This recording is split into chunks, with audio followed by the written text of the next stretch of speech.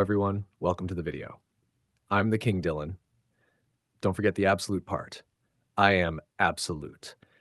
Today, I've got a House of the Dragon episode review, and this definitely cheered me up after watching Spain win the World Cup in a pretty dull final where Argentina had almost no offense.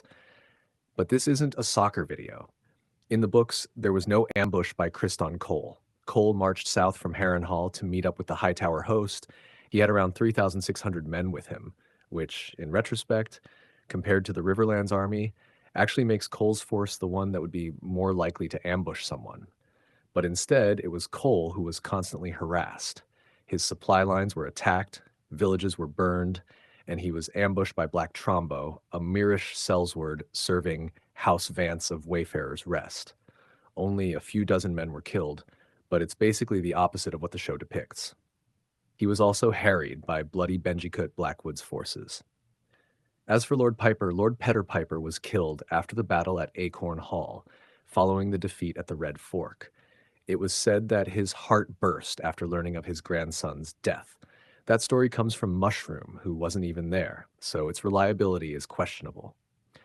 While reading Fire and Blood, I couldn't find where it says Rhaenyra placed a bounty on Aemond, but I'm pretty sure I remember that being the case.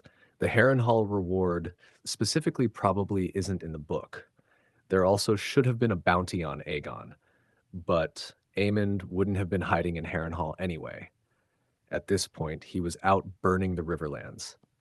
Vhagar is doing the destruction with him, although reports sometimes make it sound like Vhagar is acting alone. I'm honestly not sure where Aemon would even sleep during that campaign, but that would have been the opportunity for assassins to try finding him.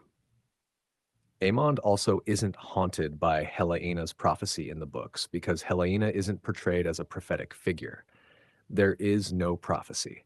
The stuff about Ormond's agents killing city watchmen isn't mentioned either, probably because it's the kind of shadow war tactic that wouldn't make it into the history books. The murders themselves are never really discussed. Maybe they were considered too insignificant to record. The unrest in King's Landing actually comes from something else that hasn't happened yet.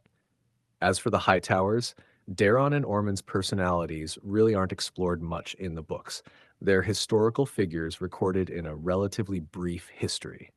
Ormond is simply described as a great military commander who inspired his men. Maybe the histories never recorded any anti-Valyrian beliefs because he kept those private. Daeron is mainly described as courageous, earning the nickname the Daring. Their relationship never mattered much in the books because they were far away from the political center in King's Landing. This is actually one of the benefits of adapting a vague history book. You can write new material that doesn't directly contradict anything. But Ormond never openly declared Daeron king. Even if it were only a secret plan shared among soldiers and Daemon learned about it, I feel like the histories would have recorded something that's significant, so that part feels inaccurate. Sabitha Fry joins the small council here. I'm assuming it's Sabitha because I don't know of another notable Frey woman, but Sabitha is a warrior and is heavily implied to be the lover of Black Aly Blackwood. She's supposed to be with the Frey army accompanying the Winter Wolves, not serving on the council. Still no return of Bardamos, Celtigar, or Gerardis. Daemon is ordered to hunt Aemon down, and he's doing that alongside Nettles. The show also hints at their relationship. In the books, Daemon and Nettles eventually bathe together and sleep beside one another every night, though it's not exactly clear whether that would have started this early. Daemon had also spent time in King's Landing having an affair with Mysaria every night. Rhaenyra never says in the books that Aemond killed Aegon. Everyone knows Aegon survived and escaped. Nobody believes Aemond betrayed him. That line about Aemond worshipping Aegon also feels wrong because ever since the Pink Dread incident, Aemond always seemed bitter toward his brother. I guess the only reason he visited the brothel with Sylvie was because Aegon took him there. There's also no mention in the books of Aemond fighting 4 assassins in a duel. Honestly, that was disappointing. We got another Daemon dream sequence, but not an Aemond one.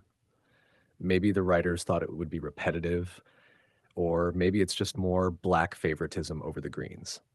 Tyland Lannister is finally back, which is good because I was beginning to wonder if they had simply killed him off. Right now, in the show, he's a prisoner being tortured by Rhaenyra to reveal where the royal treasury is. In the books, he was never at the Battle of the Blackwater. But at least they can now adapt the comedic adventures of the King and Clubfoot, which remain the greatest television storyline running for 5 weeks straight. These adventures were never in the books, so Janice's death isn't from the source material either. Tyland also wasn't involved here originally. I think hiring Sellswords is accurate, unless they were supposed to have more loyal guards. Baela being rejected by Rhaenyra isn't something the books would mention because Baela wasn't at the gullet when Jace died. Moondancer was still too young for battle. She was on Dragonstone doing basically nothing, but I guess the show needs to give her something to do. Daemon rallies the Gold Cloaks by promising future wars before interrogating someone. That's not in the books, but it does fit with his Prince of Flea Bottom reputation and helps explain why the Gold Cloaks remained loyal to him when King's Landing was taken. With Criston Cole, at first I thought the show was simply disrespecting him this season. They diminished his role as the Kingmaker by not making him responsible for convincing Aegon to take the throne. Then they had him wandering around toward Harrenhal without accomplishing much. But now I think I understand what they're doing. They're portraying him as someone who already believes the cause is doomed and simply wants to die a hero. That actually fits where his story eventually goes, although in the books, Criston never seemed to think the war was already lost. It felt more like he made mistakes while genuinely trying to win. Still, maybe there was always an underlying motivation that if defeat was inevitable, he could at least become immortal through history. Gwaine leaving Cole is fine because Gwaine was never actually with Cole in the books. He remained in King's Landing. I assume he'll continue alongside Daeron and Ormond to give Daeron a Hightower family member he genuinely cares about. The feast table made from corpses was actually used by the Riverlords against Criston's army as psychological warfare. As for Mysaria, I'm honestly not sure. She's mostly just described as Rhaenyra's mistress of whisperers. She doesn't really do much of consequence outside serving Rhaenyra, so almost anything the show gives her isn't necessarily inaccurate. The knowledge of Helena's pregnancy isn't in the books because there was no pregnancy. The attempt to escape also feels like something the histories would have mentioned if it happened, but maybe nobody ever recorded it. Now for Helena. She was never pregnant at this point in the books. This is where I'm going to discuss spoilers. In Fire and Blood, Helena either jumped from Maegor's holdfast because of the overwhelming grief over losing her son, or she was murdered by Luther Largent under orders from Queen Rhaenyra. After the show made Helena seem strangely detached from Jaehaerys's death, and after introducing Luther, I thought they were setting up Luther to murder her on his own, with Rhaenyra receiving the blame anyway. But now they've added this pregnancy storyline, and Luther is already gone. So my prediction is that Helena either loses another child during the pregnancy and finally breaks mentally, or she dies during childbirth, even though that would be completely different from the books.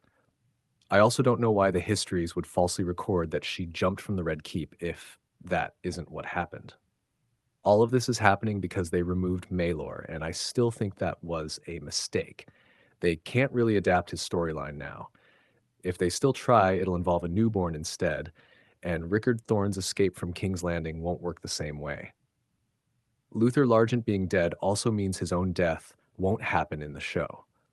First, Luther was never made a lord for handing King's Landing over to Rhaenyra. His death came later during the riots. He led 500 gold cloaks to disperse the shepherd and his followers. A little girl was trampled beneath his horse. When he tried to pursue the fleeing shepherd, the mob of around 10,000 people overwhelmed the disciplined gold cloaks.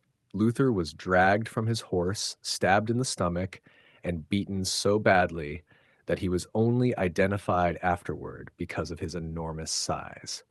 More importantly, he may have played a role in Helena's death, so the show loses that possibility as well. But I'm done. That's the video. Thank you, and goodbye.